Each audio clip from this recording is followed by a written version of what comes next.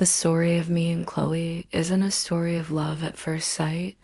It's a story of a foundation being built, brick by brick, over years, until one night, the entire structure was set on fire. We met in college, in a crowded lecture hall for Introduction to Psychology. She was the vibrant, artistic one with a laugh that could cut through the densest fog of student anxiety. I was the more reserved, analytical one, already mapping out a career in graphic design. We were assigned as lab partners, and an easy, uncomplicated friendship blossomed. We were the living definition of platonic. She was dating a guy from the soccer team, and I was hopelessly infatuated with a girl from my art history class. We were each other's confidants, the safe space to vent about our romantic woes. After graduation, life happened, but our friendship held. We lived in the same city, Austin. We'd get coffee every few weeks. I'd help her set up her art show flyers. She'd give me brutally honest feedback on my design portfolios. She was the first person I called when I got my big break at a reputable agency. I was the one who helped her move out of her apartment after a messy breakup with a long-term boyfriend. That's the context. That's the before picture. A picture that included Sarah. Sarah was my world. I met her 2 years after college, and she was everything I didn't know I was looking for: smart, kind, with a quiet strength that grounded my sometimes chaotic creative energy. We built a life together. We got a dog, a golden retriever named Leo. We bought a house with a big backyard. We talked about kids. Sarah loved Chloe, or at least she loved the idea of her. She'd always say, "I'm so glad you have her. Everyone needs a friend like that." She never saw the storm clouds gathering on our horizon. Honestly, neither did I. The shift was so subtle it was almost imperceptible. It started after Chloe's father passed away. It was a devastating loss for her, and I became her primary pillar of support.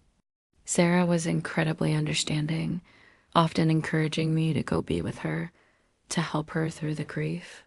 The coffee meetings became more frequent. The text conversations stretched later into the night. We were talking about heavy, profound things: loss, the meaning of life, regrets. The boundaries of our friendship, once so clear and sturdy, began to feel porous. I started noticing things I'd trained myself to ignore for a decade. The way her eyes crinkled when she smiled, the specific scent of her perfume, the way she'd bite her lip when she was thinking.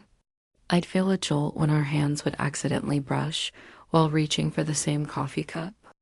I began compartmentalizing my life. There was my life with Sarah, which was stable and loving and secure, and there was my connection with Chloe, which was becoming increasingly electric and unpredictable. I told myself it was just a phase, a deepening of an already deep bond forged in the fire of her grief. I convinced myself I was just being a good friend. But the truth was, I was crossing emotional lines I had no business even approaching.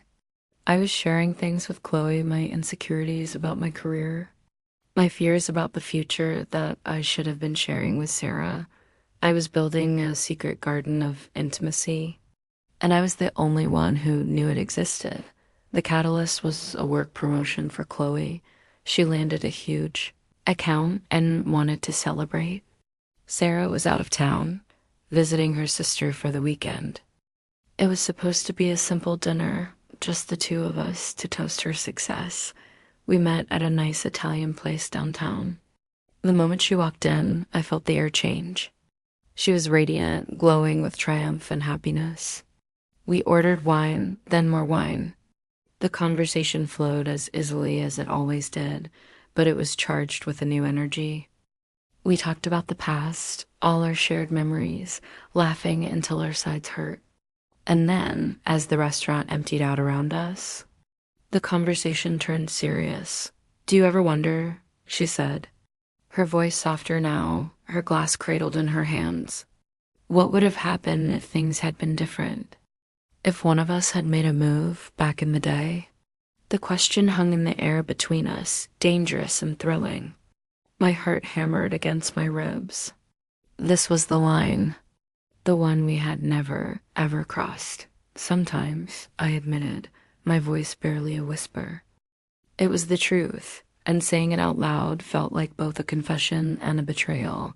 She looked at me, and her gaze was so intense it felt like she was seeing straight into the tangled mess of my soul. Me too, she said. The check was paid, and we stumbled out into the warm Texas night. The silence between us now thick with unspoken words and a terrifying potential. We walked towards our cars, parked side by side. I don't want the night to end, she said, leaning against her driver's side door. Me either, I replied. Then I meant it.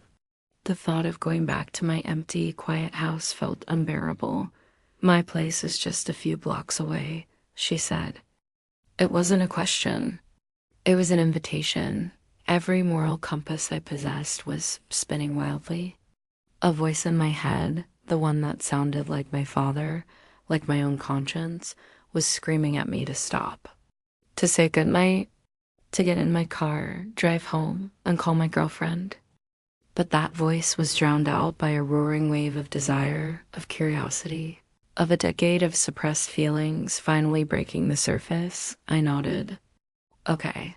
The short walk to her apartment was a blur. My mind was a battleground. This is wrong. This is Chloe, your friend. Sarah loves you. You love Sarah. You have a house, a dog, a future. But my feet kept moving, following her. Her apartment was exactly as I remembered, cozy, filled with her art, smelling of turpentine and vanilla candles. It felt familiar and yet tonight completely foreign. She poured us 2 glasses of whiskey, her hands trembling slightly. We stood in her living room, the city lights twinkling through her large window. To what could have been, she said, her voice husky, raising her glass. I clinked my glass against hers. To what could have been, and that was it. The final boundary dissolved. I don't know who moved first, but suddenly the space between us was gone. My arms were around her, her hands were in my hair, and we were kissing. It wasn't a gentle, exploratory kiss. It was frantic, desperate, a release of 10 years of pent-up tension. It was a wildfire, and we were the ones who had lit the match. What happened next was a series of choices, each one leading me further down a path from which there was no return. We crossed a line that for 10 years had been an uncrossable wall. And in that moment, in the heat of it, it felt inevitable. It felt like destiny, but destiny doesn't leave you with a gut-wrenching sense of shame the moment it's over. I woke up hours later, disoriented in her bed. The moonlight streamed through the window, illuminating the room. I saw Chloe sleeping peacefully beside me, and my stomach dropped. It felt like a physical blow. The reality of what I had done came crashing down with the force of a tidal wave. Sarah. The name echoed in my mind, a mantra of my own betrayal. I saw her face, trusting and kind. I thought of our home, our dog, the life we had built together. In a single night, I had taken a sledgehammer to it all. I had become the cliché, the guy who had everything and threw it away for one night. I carefully, quietly got out of bed. I dressed in the dark, my hands shaking so badly I could barely button my jeans. I had to get out. I had to breathe. I scribbled a note on a piece of sketch paper on her kitchen counter. It said, "I'm so sorry. I have to go." It was a coward's note, but it was all I could manage. The drive home was a nightmare. The rising sun felt like an accusation. Every car on the road felt like a witness. I walked into my silent, empty house, and Leo greeted me with a wagging tail, completely unaware that his owner had just shattered his own life. I sat on the couch, head in my hands, and the weight of it all crushed me. I cried. I cried for Sarah, for the trust I had broken. I cried for the friendship with Chloe that was now irrevocably ruined. I cried for the man I thought I was, the man who was now gone. The fallout was as brutal as I deserved. The guilt was eating me alive. 3 days later, I broke down and told Sarah everything. I will never forget the look on her face, the shock, the disbelief, and then the most profound pain I have ever seen in another human being. It was a pain I had caused. The person she trusted most in the world had blindsided her. She moved out that same day. The house, which once felt like a home, became a cavern of echoes and regrets. My life became a series of apologies that felt meaningless, of conversations filled with tears and anger.